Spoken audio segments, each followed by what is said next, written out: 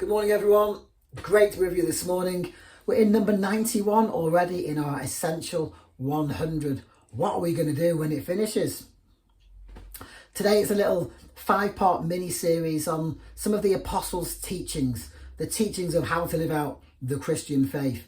And today I'm going to answer a very simple yet a very complex question. And that is, what is love? The passage that it's taken from is 1 Corinthians 13. You don't need to turn to it or press pause unless you want to, because I'm going to read some of those verses at the end. So I looked at some definitions of what is love, and the Oxford Dictionary says this: it's an intense feeling of deep affection. That's towards somebody, so it's a personal, deep affection towards a person. But also it says it's a great interest and pleasure in something. So love is something that we can take pleasure in. It might be knitting, sewing, football, fishing, whatever that thing is that you love to do. The Collins Dictionary says this: love is a very strong feeling of affection towards someone who you are romantically or sexually attracted to. And there's lots of definitions of what love is. I came across a study, a neuroscience study, that has researched 106 societies around the world to see what each society defines love as. And it says this: it's one of the most studied but least understood of all human behaviours. Thanks for that study.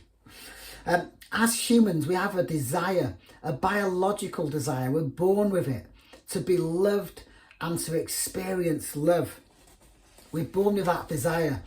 And that desire, that void in our lives is only ever met when we have an intimate, personal relationship. That desire is met in relationship. If I were to go on my own to a desert island, and as I imagine it, it'd be the most beautiful desert island with beautiful beaches, with coves, with cliffs, with amazing fishing, with beautiful waterfalls, with my own yacht to sail around the island. But if I had to go there on my own and live out my life there, then my life would be incomplete, because I'd be missing out on what I was designed to be and to have. And that's the intimate, personal relationship. And that intimate, personal relationship is found firstly and primarily is found with God, who's relational, who his image is love, and we're being designed in his image. But secondly, that relationship desire in our lives is found in a relationship with another person, in marriage. And I came across a couple of nice stories that I'm going to share now. The first one is Anna and Boris, Russians, and they got married, and after 3 days Boris was sent off to serve in the Red Army.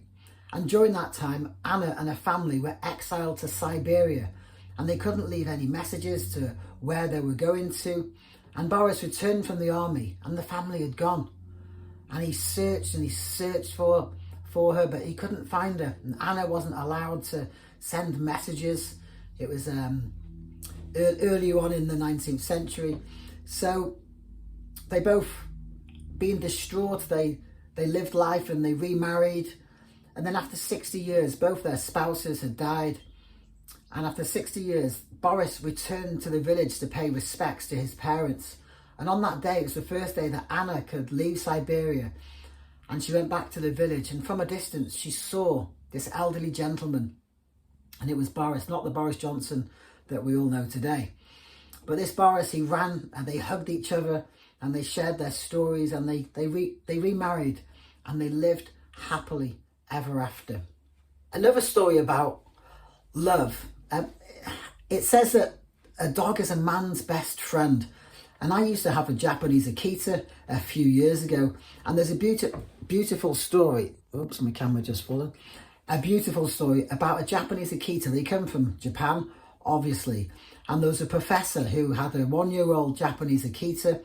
And every day he would walk to the train station, and the professor would go off to lecture in the university in Tokyo, and the dog would then go home, and at the exact time he would go back to the train station and he would wait For about 1 year, 4 months, this happened every day, Monday to Friday.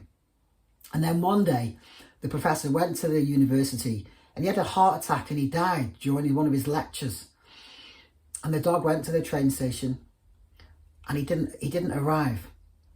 And then the dog was given away, but he escaped. He went back to the home where he lived and the man wasn't there. And then he went to the train station and he waited. And people saw this dog, so they brought him food and water. And he went back every day. Well, I think he stayed there every day, waiting for his owner to return. 9 years that dog waited. And then eventually he died at the train station. And there's a statue there today where people use to meet and as a rendezvous place in Tokyo. But the statue's there to show the loyalty and the love that this dog had for his owner.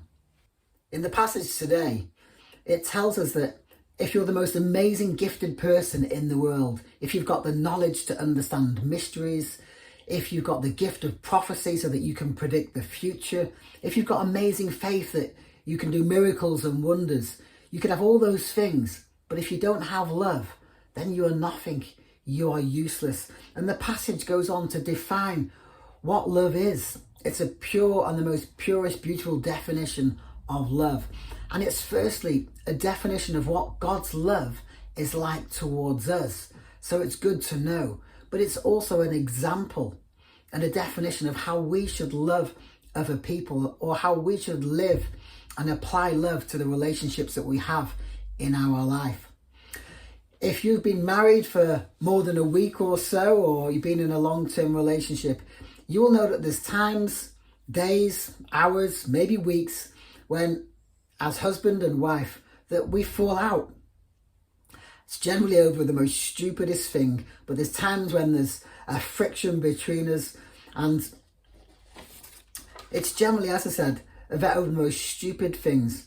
But if we apply the definition of this example of love to our relationships, then it's transforming. And if you're ever in a period of falling out, if you read these verses, then it will encourage you to realize that perhaps we take responsibility for our actions and we need to apply this definition of love to how we live out those relationships. And that will be transforming to us as individuals, but also to communities as well, and to the people that know us and will experience relationship through us. So let's read that passage now. It says this: love is patient. Love is kind. It does not envy. It does not boast. It is not proud. It does not dishonor others. It is not self-seeking. It is not easily angered. It keeps no record of wrongs. Love does not delight in evil, but it rejoices with the truth. It always protects, always trusts, always hopes, always persevere. Love never fails. When I read that passage and I think about the way I live my life, I must admit that my love, or my level of loving individuals, falls short.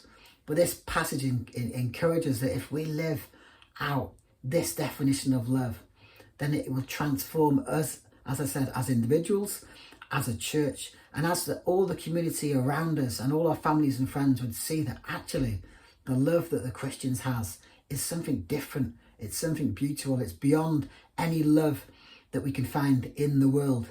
And it's amazing, God's love for us, his conditional love. I'll leave it there this morning. Have a great day, everybody. Let's put love into practice. See you all soon. God bless. Bye-bye.